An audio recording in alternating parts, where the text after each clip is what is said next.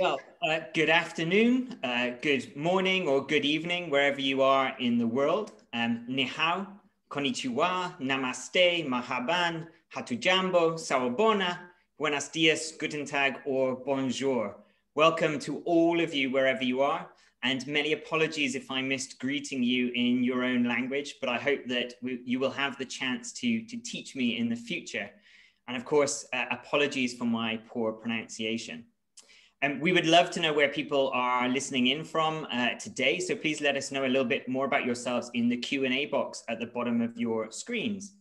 Do let us know where you're coming from and what programs you're interested in. For those of you who haven't joined us at one of these events before, my name is Dr. Matt Davis. I'm Associate Professor and Director of Education at the Institute for Global Prosperity. And today I'm going to very briefly introduce you to the Institute for Global Prosperity, or IGP, and our community. And then I'm going to hand over to a wonderful panel of speakers, all of whom are former alumni of our programs who've gone on to do fantastic things. And they're going to tell you a little bit about their experiences of being at the IGP.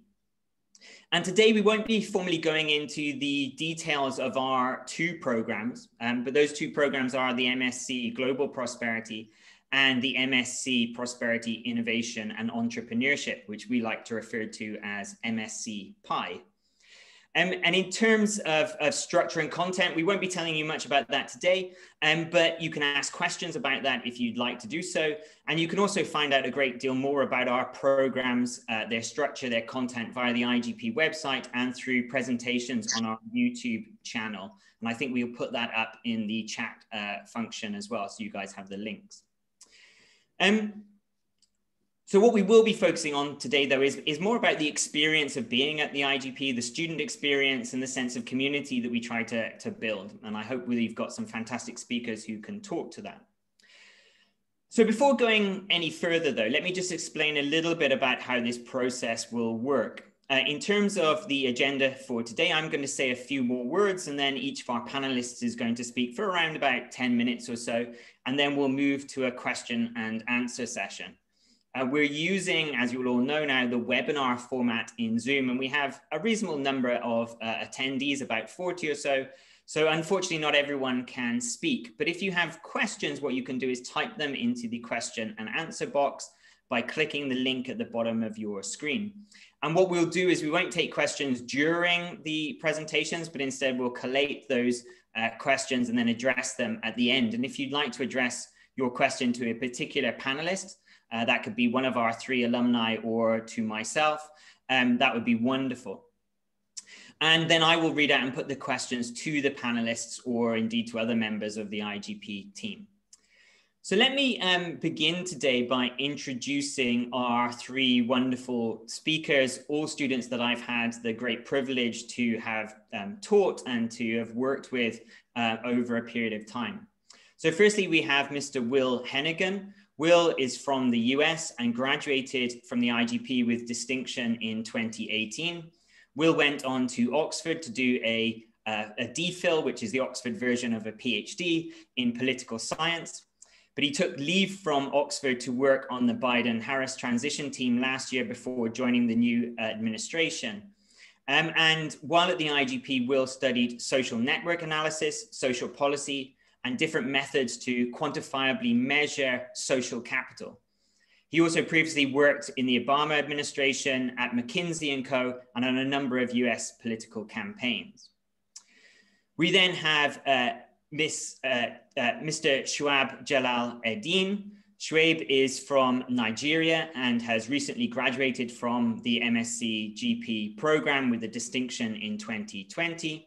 Shuaib came to the IGP as a Commonwealth scholar, having won a very prestigious award to come to us. And this was an award that's made to outstanding candidates in a very highly competitive competition largely from global South countries. And after graduation, Shuaib was an intern or attaché at the British Institute in Eastern Africa in Nairobi, where he actually assisted myself on research projects into agriculture and prosperity in Africa. And Shuaib is coming back to the IGP to begin his PhD in September 2021, where he'll be studying several issues around financial technologies or fintech under the supervision of my colleague, Dr. Christopher Harker.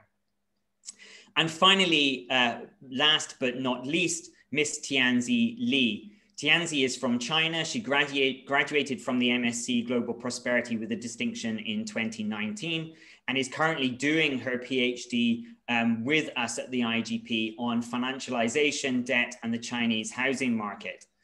Tianzi's research interests center around connecting Chinese political, economic dynamics and promoting financialization to better understand Chinese households' lived experiences of indebtedness. Tianzi also studied MSc Anthropology and Development at the London School of Economics and has a Bachelor's of Science degree from the University of Bath. Today, we also have Miss Vicky Bowman with us, who is our communications lead at the IGP, and Dr. Andres Vicente, who's our teaching administrator. So I think we have a really expert team here today to speak to the experiences of the IGP and to answer any of your questions. So just before I hand over to our wonderful speakers, let me just say a few very brief words about the IGP. So IGP is a unit within the UCL Faculty of the Built Environment, and that faculty is commonly known as the Bartlett.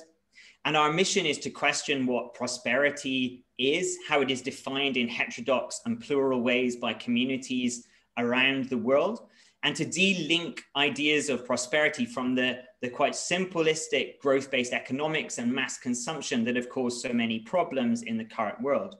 And of course, those problems include global environmental degradation, climatic change, and massive inequality. And we might refer to these as grand challenges or wicked problems. So we are inspired by a range of new economic thinkers and a new range of metrics and measures of well-being and quality of life. Our research approaches focus on transdisciplinary, qualitative and quantitative research designed and built with communities, not just for them, but built with them. And we particularly work in London, across the UK, in Lebanon and in Kenya, but also in many other emerging contexts. Some of our most interesting and pioneering research focuses on working with new policy-making bodies, such as the London Prosperity Board and Prosperity CoLab Kenya. We also run an expert-led policy-making initiative called Transforming Tomorrow, and a network for transformative young entrepreneurs called the Fast Forward 2030 program. And students will have the opportunity to learn about and engage with these projects and much more. Indeed, many students work for and volunteer with these projects and initiatives, or do coursework and dissertations directly related and embedded within them. We also, I think, base everything that we do on a foundation of equality and diversity.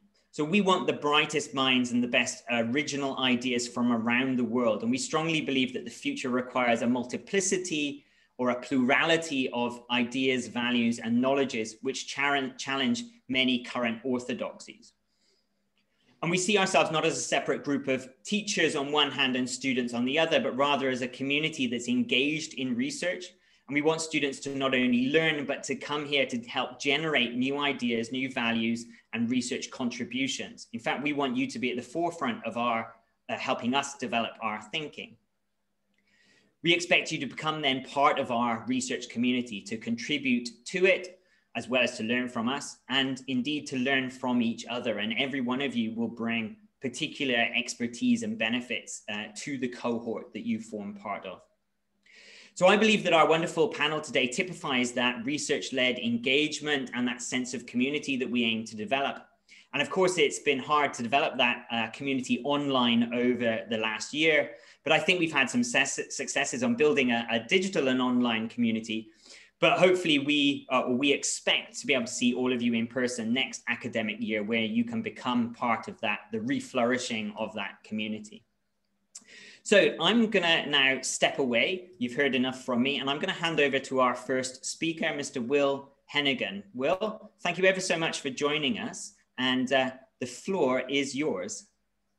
Thanks, Matt. Really appreciate it. And for those joining on the phone, Matt, I know here probably seems very serious. But one thing that I was thinking about is as he was talking is I think one of the last times I saw Matt annoyed at me or speaking in such a serious tone was when I hit him in the back of the head with a snowball walking down the street in London. So I think that when he's talking about the degree to which the IGP was both a like sort of fantastic research experience and a place where you can sort of develop and thrive as a student and a researcher, and really more just like a participating member in the broader array of like the academic sort of research and intellectual world, particularly around social policy. That's true, but it's also like a very like wonderful place to spend time as a person and to spend a year sort of living with other people who are interested and care a lot about the things that you care about. In terms of like how I ended up there, just to give sort of quick background on me beyond the 2-second bio. I was working in the Obama administration and obviously thinking about moving into the Clinton administration, which didn't occur for folks who are familiar with the ups and downs of US politics, and came over to the UK looking for a place where I could study both sort of governments and their decisions, as well as ways to think about how do we measure the outcomes of government policy, and particularly the feedback loops that policy creates from both a political science standpoint, but then also from a standpoint of the question, which the IGP is so good at answering, of what does this really mean for the lives of the people who policy decisions or academic research writ large affects, and the ways in which the IGP is in this sort of a highly rigorous fashion, bringing into the research process and dynamic the perspective of the people who are affected by that research is inspiring, and also sort of like best in class, and that was what was appealing to me, and became sort of a useful foundation of much of the work that I've gone on to do in other institutions, either as part of my doctorate or through sort of research affiliated institutions associated with the government. So I think that those are sort of the main pieces of why I was interested in working there. I can't emphasize enough, I think the dimension to which what Matt said is true about how when you're at the IGP, you are the sort of like engine of intellectual energy within the place. There is like quite an exciting feeling to being surrounded by, I don't even know how big the IGP is now, but maybe like 40 people when I was there. It's probably quadrupled in size or something. And the Bartlett itself is like is an alive institution in the sense that all of your ideas are being taken seriously by a range of researchers. It lacks hierarchy and title in a way that's exciting to work within. And if you have a good idea, you can sort of take it, run with it, build an evidence base around it, and then run it all the way up the chain through the sort of like fantastic networks that the institution has to take it out and experiment with it out in the real world or in society, or get it in front of people who can make real decisions around it. And then I know one thing I was concerned about as well when I was coming over to the UK was that was this context applicable for me, someone interested in government and policy decisions largely within a US context. And I think that I was pleasantly surprised by the degree to which the curriculum and the way that we studied approaches to engaging with communities and interacting with people, and how those people interact with their governments has been broadly applicable in both the US context and then in different countries around the world. So that's I think one of the strengths of the institution is its sort of commitment and degree to which it's an international place. Let me see, sort of I think maybe to close out the comments here, and then you can hear from all of the other more interesting folks on the panel. One of my like secret dreams is, as I'm like thinking about going on to like post-government life, would be to go back to be a professor and work at a research institution. And I think that if you're interested at all in higher education, and particularly the models around which higher education institutions in the US and the UK and other countries are thinking about, like, what does it mean to be a research university? What's the purpose of research? And then how do academic institutions fit in within society outside of just like the world of education? The IGP is sort of like the best model that I've seen for this like sort of next generation of like combo, like think tank mixed with educational institution mixed with research institute. That's like really on the cutting edge of how universities are going to be structured. And that was like an exciting model for me to participate in and to continue watching to grow. So if any of those sort of areas feel like they're of interest to you, this is certainly a good institution. And I wish I could come back and spend more time there than I can now. Thank you very much, Will. We're definitely going to have to bring you into our marketing team as well, I think. That's a wonderful endorsement for the IGP, and so thank you. And I'm sure there'll be many interesting questions about your experiences that come from the audience. So I'm going to move on now, and I think we're going to go to Tianzi next, and then Shuaib finally. So Tianzi, the floor is yours. Hello, everyone. I'm Tianzi.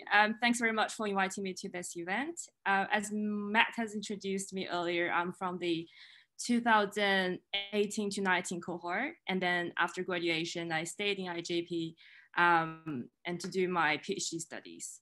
So today, I think I will just share with you some of my personal feelings about IGP, like my real experience in IGP, and how do I feel about Matt, Andrews, and Chris, and other academic stuff. I think it's quite important for everyone to know about it. So the reason that I chose to stay in IGP for a PhD after master's was simply because I have developed a strong sense of belonging to the IGP community. Well, simply because my supervisor, Chris, the program leader, Matt, and also Andrews, everyone in IGP are just incredibly supportive. My personal feeling is like they are more like my friends rather than academic stuff. It's just very easy to approach them. You can always find somebody to talk to if you have any questions. So I mean, personally speaking, for me, doing a PhD or doing a master sometimes can be very challenging. I mean, both emotionally and physically.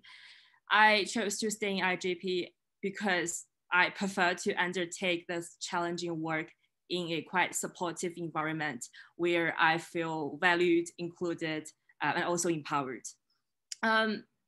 My experience. My experience of the transition from master's to PhD in IGP was, surprisingly smooth with the help of my supervisor and my personal tutor. The story is that I first discovered my research interest through taking an optional module called Debt, Finance, and Prosperity. And then I just talked to the module leader, Chris, who later became my PhD supervisor, about my initial research ideas and how can I develop from that. And then Chris just saw the potential of my initial research ideas to be developed into a research project, and also encouraged me to apply for the IGP PhD program. I mean, just every supervisor in IGP just very responsible and also responsive to all your queries. So basically, I developed my master's dissertation topic for my PhD's research proposal. And now my PhD research is like an expansion of my master's thesis. So my little advice is that while you are doing your master's in IGP, and if you've got a very good research idea, make sure you talk to Matt or other IGP staff about your research ideas, because there might be an opportunity for you to further develop your idea and turn it into an amazing research project. I'm now in my second year of my PhD, and my research basically focuses on the Chinese people's life experiences of mortgage debt, which means I'm investigating how mortgage debt act as a technology of power over life that promotes and close relationship between financial markets, our everyday life, and human labor. My PhD research was funded by UCL Graduate Research Scholarships, and I just found that getting a scholarship is a great way to empower myself to set aside more time and effort for conducting critical research and preparing for a successful career. But what I want to say here is that IGP really helped me hugely in terms of applying for scholarships, like solving my money problems. I really encourage anybody who are interested in IGP's master and PhD program to apply for those scholarships. Although they might be very competitive, but with the help of IGP staffs, I believe that the applying process is not hard at all. So if you want to know about scholarship opportunities and the application process, Andrews is the person you can talk to, and also feel free to ask me any questions about it. What I'm doing now. Okay, a part of my doing my PhD, I'm also working as a part-time consultant for a documentary company in China, because as a PhD researcher in the field of anthropology, I'm supporting those ethnographic documentary makers in terms of conducting field research before filming, communicating with potential interviewees, and build trust with them. And then I'm also providing those filmmakers theoretical knowledge and insights of a certain social and cultural issue and help them with grant writing. So basically, I draw on lots of skills I have been trained in IGP. For example, quickly getting up to speed on a new topic, critical analysis of this topic, and then storytelling skills, trust building with interviewees, and most importantly, interviewing skills.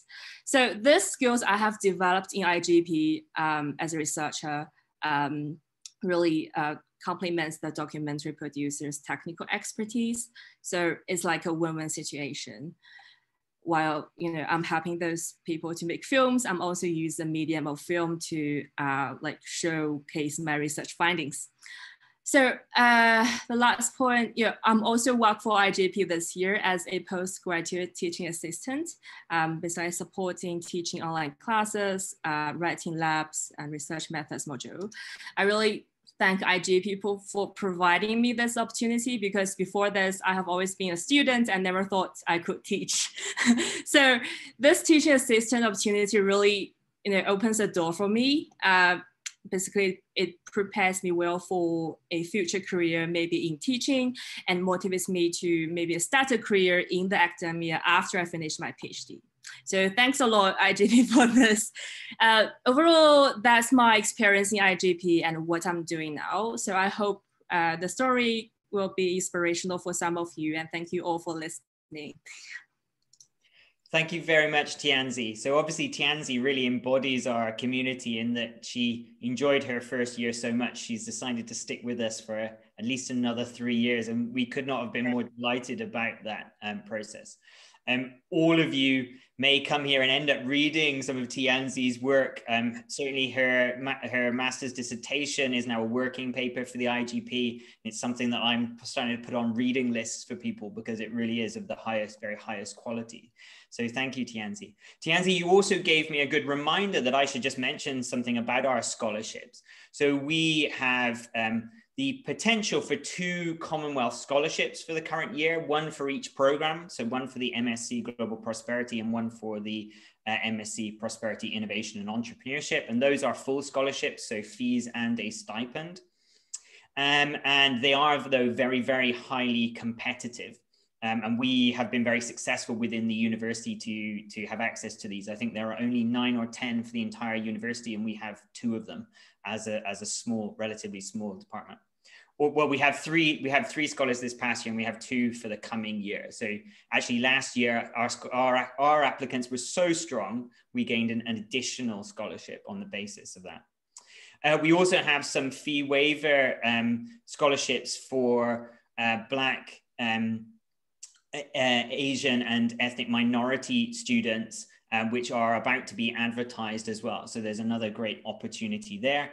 We're also very experienced in supporting students with applications to other funding schemes, particularly things like the Chevening scholarships. And so Andres is a great point of contact on that and can help students who want to apply for other external funding schemes where we can help and guide and produce letters of recommendation, etc., for those students. And I think that note on scholarships brings us really nicely to our third and certainly by no means last speaker, Shuaib, who was one of our amazing Commonwealth scholars who came to us and has done fantastic things. And we also think is going to come back to us and do amazing things as well. So Shuaib, can I hand over to you? Thanks so much, Matt.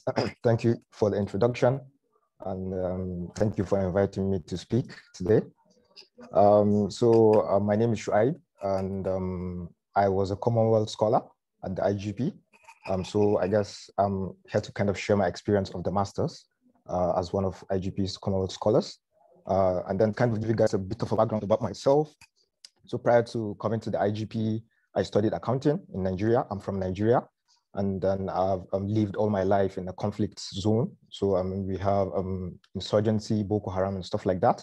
So basically, prior to coming to the IGP, I was working with vulnerable people, displaced people, and then I was also implementing initiatives for organizations like USAID and UNICEF. In other words, I was unlocking prosperity for my people in the little way I could. I decided I wanted to improve on my capacity to take on an intellectually stimulating journey. And then I decided to apply to the IGP, specifically the Global Prosperity Program as a Commonwealth scholar. One thing that stood out for me prior to applying to the IGP was the fact that I kind of got this sense that the program was different. The program was trying to do things differently, applying alternative lenses to examine societal issues, and then to also proffer solutions for wicked problems. In other words, especially from a place I come from, we have lots of these wicked problems. So I decided to apply, and then I also realized the course kind of critiqued dominant notions of neoliberal development, which, as I've come to realize, I'm not one to support that, because they kind of intensify inequality, and especially in developing countries where I come from. So again, I was also curious about what prosperity in and of itself meant. I remember my first week of my master's program, I approached Matt. I was asking him so many questions like, how can prosperity solve poverty? How can prosperity, again, Matt, thanks for entertaining some of my questions, my ridiculous questions. But yeah, Matt was so open, he was of tremendous help. Like I could approach him and then I could ask him so many questions. And then I was curious. In other words, I wanted to satisfy my intellectual curiosity. And then I applied to the IGP. So I applied, beyond applying to the IGP, I also applied as a Commonwealth scholar. So in other words, the Commonwealth process encompasses writing like 6 essays. I had to write about why I wanted the scholarship, what I wanted to achieve with my master's, my long-term career plans, my short-term goals, my personal statement, my leadership potential. So it was a very rigorous process. It was very competitive. I think I was in competition with people from like 10 different countries. And I think for some courses, you find people as much as 500 people applying for a single spot. So, I persevered. In other words, I was able to win the scholarship. And then I came to the IGP as a Commonwealth scholar. I guess my time at the IGP was interesting. The first day of class, I was sitting down in class, I was thinking, Matt was talking about stuff like epistemology, hermeneutic spiral. And then for somebody like me that came from an accounting background, I was confused. I was panicking internally. I was like, oh my God, am I going to fail this course? Am I going to make it? When am I going to tell my parents? I was panicking, but eventually one thing that helped me with the transition was the fact that the IGP staff were very open. Like you could literally just go into Matt's office if you had any concerns. You could, ask Andres about anything, email them, and then they are very responsive. They were able to kind of guide me. And then basically, I was comparing notes like with some of my colleagues from different departments at UCL. And I kind of got this sense that the support at IGP was second to none. It was the best, because whatever you needed, like there was this guidance, and if you needed clarity and everything, the staff were there to support you. So I guess this was one of the things that really endeared me to the IGP. I really enjoyed the fact that there was tremendous support. And then I also enjoyed, maybe I should mention, at the IGP, there are personal development seminars. So you are also taught to, talk about your career goals, how to improve on your public speaking. There are excursions. You can go ice skating. You can go to South London. For IGP projects. It was really, really interesting, and then I really enjoyed that. I also need to add that the IGP kind of takes the Global Prosperity Program, especially, has a multidisciplinary perspective. So you are able to learn about so many things. I came to the IGP wanting to learn about poverty, but at the end of the day, I ended up doing my research on fintech and financialization, because my interests were changing like all the time. So I was learning about human-centered design. I was learning about how to conduct research, how to write my dissertation, so many other things. And then I really found that interesting and helpful. And then maybe I should preface by saying, I earlier mentioned I was confused, but at the end of the day, I persevered, and then I graduated with a distinction.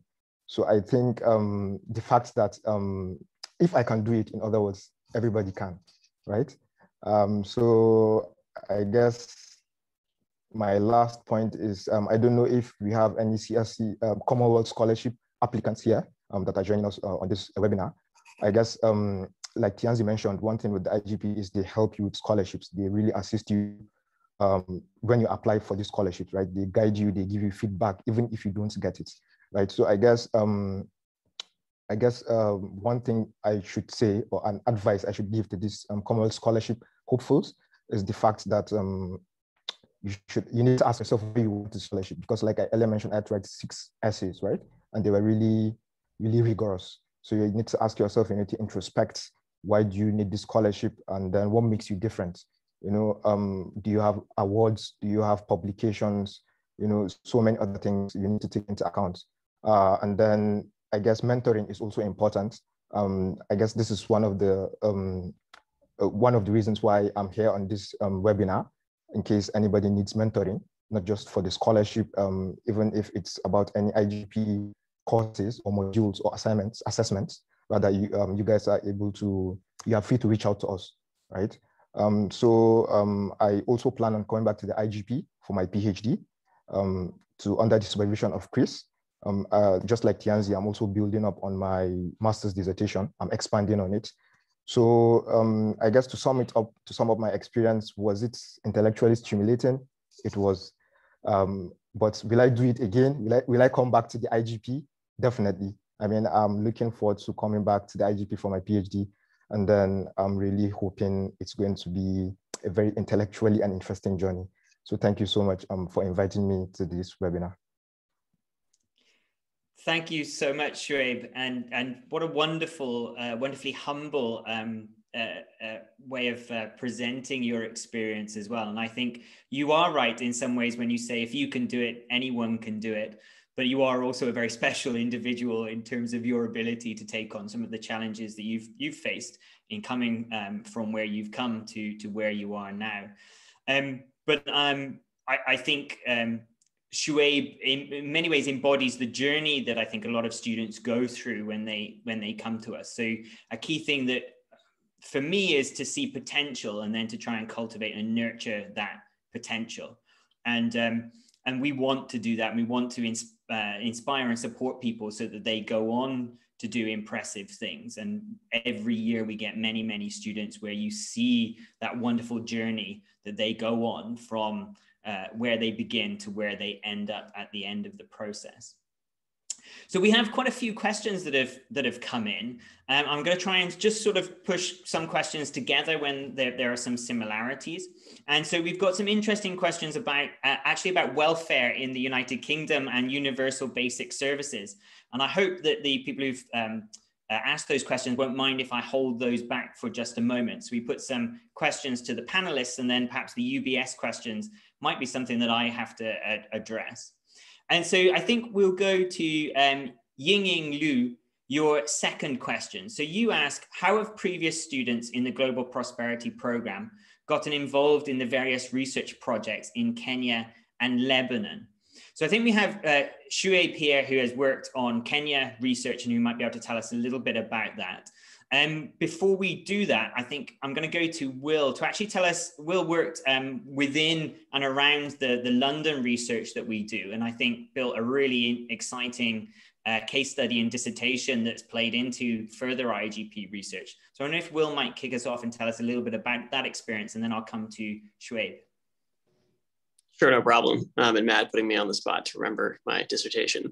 Yeah, so the one of the components of UCL out of the business school has like quite a good sort of like center of excellence in social network analysis, which is like a methodology or an approach to it's like a mathematical sort of like methodology, which I was interested in using and applying as a tool to more quantifiably measure and describe the social capital that's created within organizations, particularly community organizations. I was mostly interested in whether or not like small and local businesses created social capital and thus were like important to maintaining the fabric of a community or a society, and then how the loss of those businesses or community organizations would affect a community. And so to sort of test this methodology and find out whether or not it was reasonable, academically rigorous, and worth sort of like expanding out into a broader doctoral project. The IGP helpfully, one, enabled me to go over sort of work across departments and institutes and go learn about how the sort of like different programs and software that you need to do social network analysis work out of the business school. And then we took the methodology and they let me like run a sort of pilot study using an organization or a couple of organizations that they had developed relationships with over on the east side of London, which was sort of a fantastic research experience and allowed me to do some sort of like independent research that I found unique and interesting, and as well as spend time in East London interacting with people and asking them about their lives and how research and the research projects that the IGP was engaged with was providing a benefit or perhaps how positive and negative experiences they'd had as the subjects of research, which was a learning experience for me and informed a lot of the ethnographic work that I've done since then. Does that answer sort of essentially what we're up to? Was happy to talk to. I think there was a question about social network analysis and how you get involved, or happy to answer that offline as well. Okay, great. Thank you, Will. Yeah, I think so. Will's dissertation effectively builds off approaches that IGP were working on in really interesting ways. And I think this synergy between the academic researchers and the students really plays out very well in Will's case. So, for example, one of our key tenets of the IGP would be the idea that prosperity is not purely based in the wealth or income that individuals have, but is also based in other qualities of their lives, including the quality of the social relations they have in terms of the number, extent, strength, resilience of those social relations. And we've been doing a lot of work qualitatively with people, so interviews and focus groups exploring the nature of community relations. But Will offered an opportunity as a student to come in and pioneer the measures of quantifying the nature, quality, and extent of social relations. And that's definitely something that the teams across IGP research are now really thinking very hard about and working on and implementing. In fact, I've been back in touch with Will about trying to drag him back into doing some of that work with us in the future. And that he's obviously been far too busy to do that. But this is a really great example of that synergy, how actually the students are you're not just coming to learn from us, you're coming to create things that we then take on and we share with others, and we build new relationships and approaches around that. So Shuaib, you have worked a bit on some of the ProCol Kenya research. It's been quite specific what you've been doing, but it also builds off your dissertation, which was focused on Nigeria in really interesting ways. So would you be able to tell us a little bit about that? Yeah, I guess before mentioning that, I would also share, prior to my graduation, I wanted to work on agriculture as a student. And then I approached Matt, and then he proposed that I go to Kenya if I wanted. And then I think it was all expense paid, in other words. So if you really wanted to, pursue your research in Kenya or Lebanon, all you need to do is to kind of refine your research topic, I guess, and then to kind of reach out to Matt or Andres, and then they will be able to guide you guys.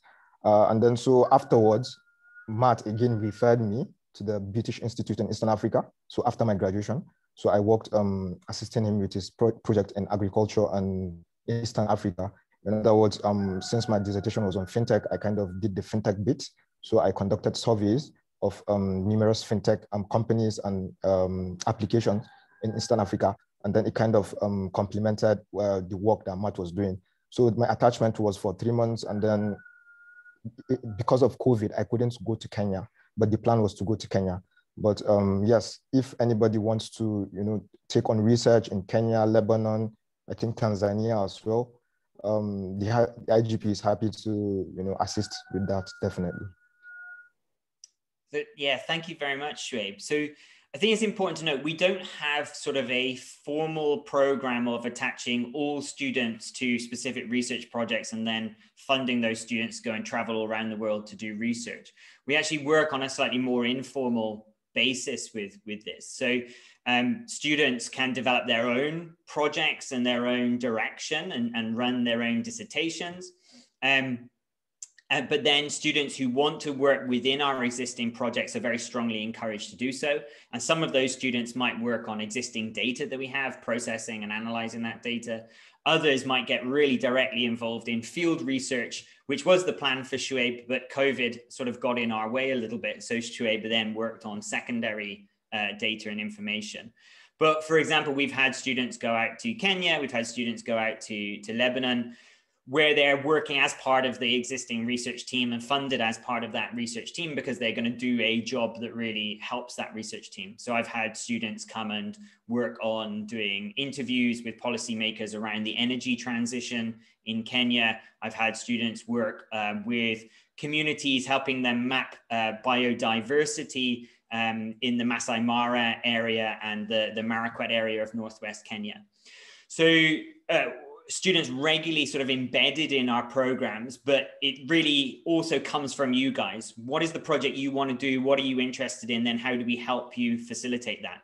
What we're not running are big sort of field schools where everyone goes to a place and does a formal sort of process of learning. I think you do that in the classroom with us. And then what we're looking to do is to support very specific career ambitions and aims and things you want to engage with. Tianzi, you, know quite a lot now, particularly having taught little bits with us and supported teaching. You know quite a bit about IGP's approach of working with communities and what we might call citizen scientists. And I imagine that you're taking some of that into your PhD research. Do you think you could say a few words about that?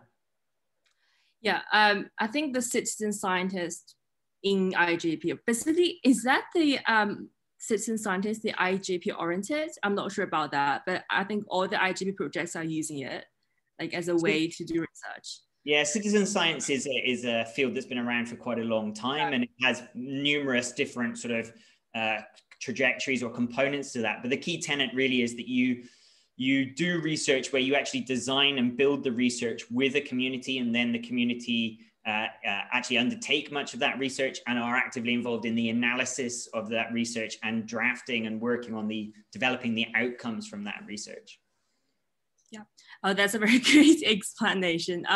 Well, I'm not really doing citizen, I'm not working with citizen scientists, but my research is basically working with people from local communities to better understand their living conditions and also design solutions for their problems. So it's also community-based, I guess. Yeah, it's a similar.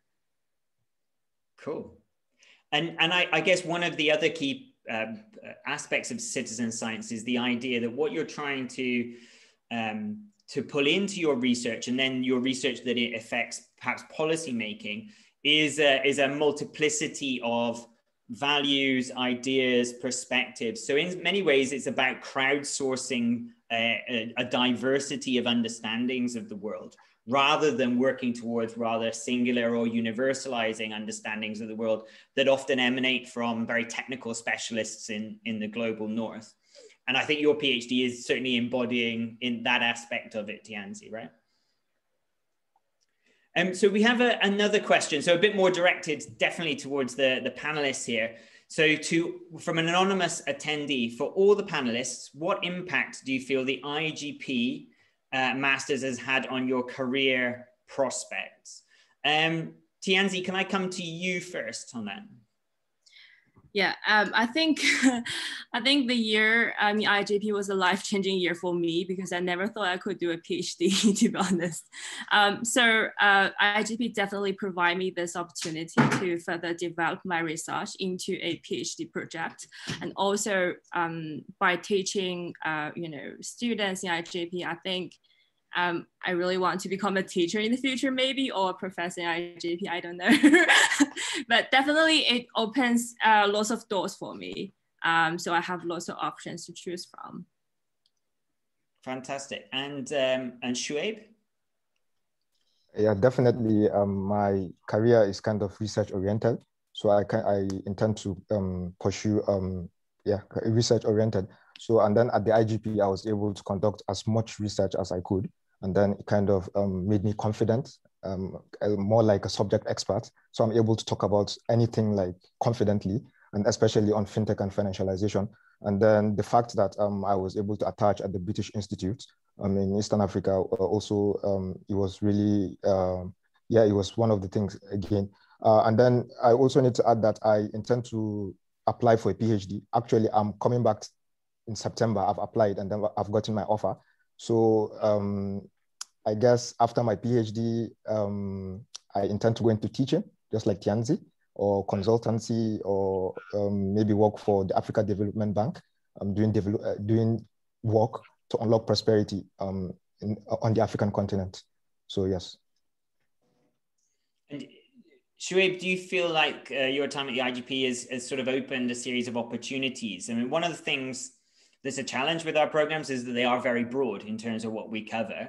But then on the other hand, I always hope that what we cover allows students multiple opportunities to then engage with different sectors, whether that be policy making, whether it be economics, whether it be environment and sustainability, whether it be questions of development. And so that breadth, in a sense, the aim here is to try and create a foundation for students to go into multiple different kinds of careers rather than into very specific avenues or trajectories. What would you feel about that, particularly if you're thinking about going back to Nigeria to work for your future career? I guess, just like I earlier mentioned, one thing I like about the course is the fact that it is multidisciplinary.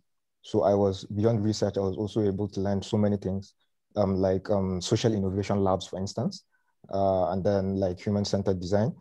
So in Nigeria, I could perfectly fit in government, even though I'm not considering that yet. But I intend to, work with probably USAID or UNICEF, doing development work, just like I was doing earlier, to kind of implement initiatives for out-of-school children, and then so many other things. So I think, to sum it up, I can fit anywhere based on the education I've gotten at the IGP. Yes. Great, thank you, Shuaib. And Will, just very briefly, how about, you've been at McKinsey, right? And many of our students come wanting to go and work in financial institutions in the big cities and stuff. but often they also want to try and change those institutions in one way or another. Do you have any reflections on your experience with that? Let's see here.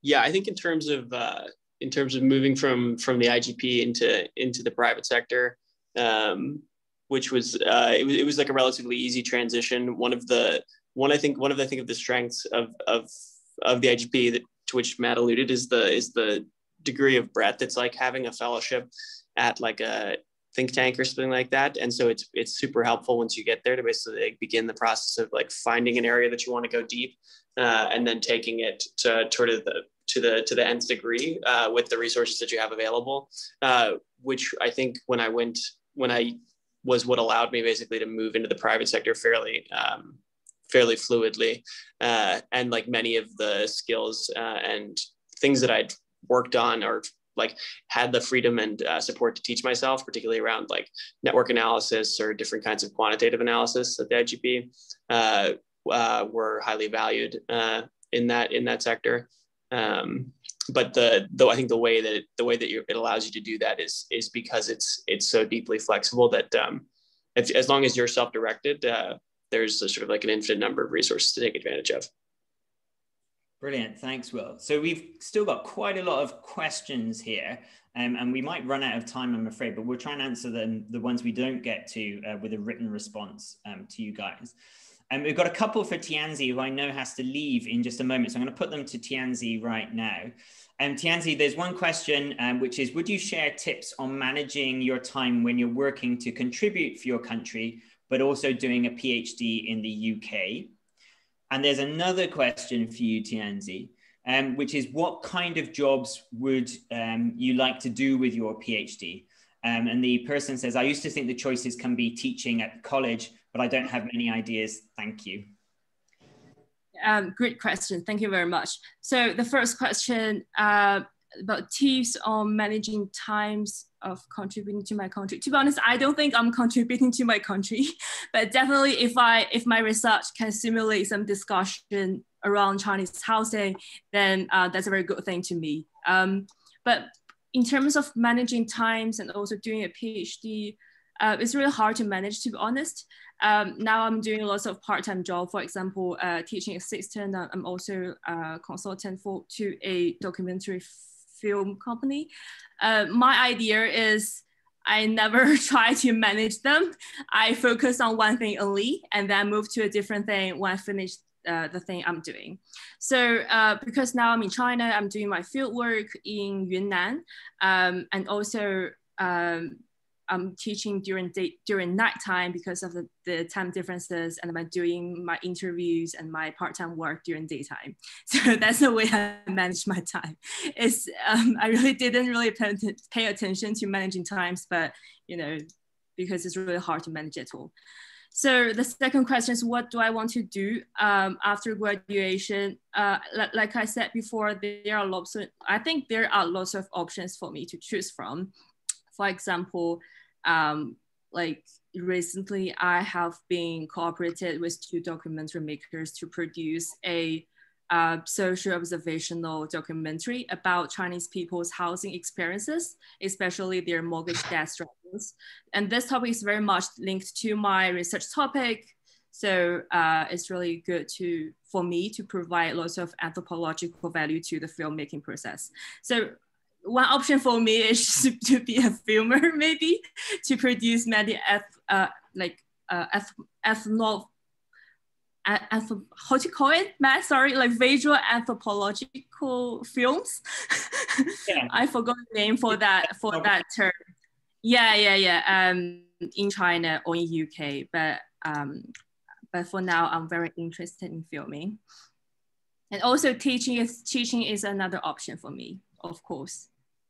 And sorry, I really need to leave now because I have 2 minutes left. Thank you very much, everyone. Tianzi's heading to run one of our writing workshops for current students. So that's really important. So we're going to let Tianzi go. Thank you ever so much, Tianzi. It's a pleasure as always. And we probably need to wrap up very, very quickly. So I'm just going to pick a couple of questions finally, just to answer very quickly, I think, myself. So we have one question here from a guy, King Zhao. I'm sorry if I pronounced that wrongly, about field study. I think I answered that one, but we try and work on a sort of bespoke basis where we embed students in our existing research projects. But then we have one from Jamie McCall, which is how closely are the two MSc courses linked, and is there collaboration across them? So we don't have alumni from the MSc Pi course because it's the first year that it's run. So we only have our first group of students. But yes, there's certainly a considerable collaboration. So they share the research methods module is done collaboratively, and they work in groups across those two programs.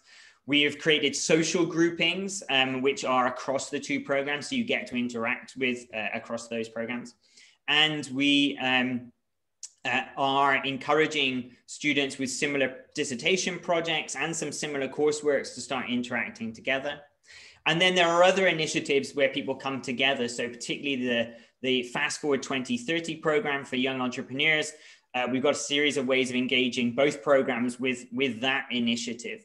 So there's quite a lot of collaboration and back and forth. And I think there's something that we're noticing even more of that sort of cross-fertilization as we've gone through this first year. And we're going to really work on building that up, because I think it often there are different ways of approaching a problem, and the students from the different programs are approaching that problem in slightly different ways, but there's a real synergy that can be built between those different approaches.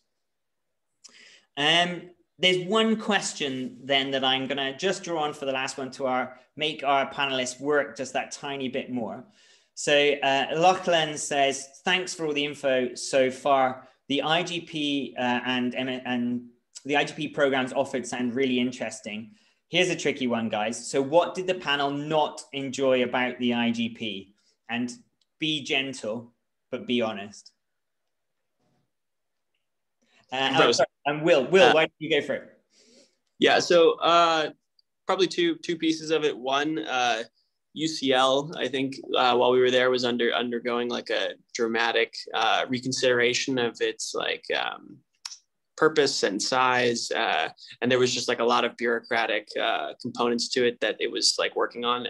This is like, I'm going to end up complimenting the IGP. It was nice to be insulated in a smaller research institution within the sort of like broader sea of the university, but it was like occasionally frustrating while they were going through the growing pains of figuring out sort of like, how are they going to be structured in the future? How are their departments going to work? And then probably the second one is the IGP's like approach in certain areas methodologically were different from my academic training, and weren't necessarily like I just in some cases disagreed with, which created, I think, like pushed me. I think it pushed parts of the IGP, and I think that it's particularly if you're coming from like a more traditional approach or academic background, like it will feel foreign at first, the ways in which they're approaching research and the generation of evidence. That I like struggled with, and then I think ended up growing more for it.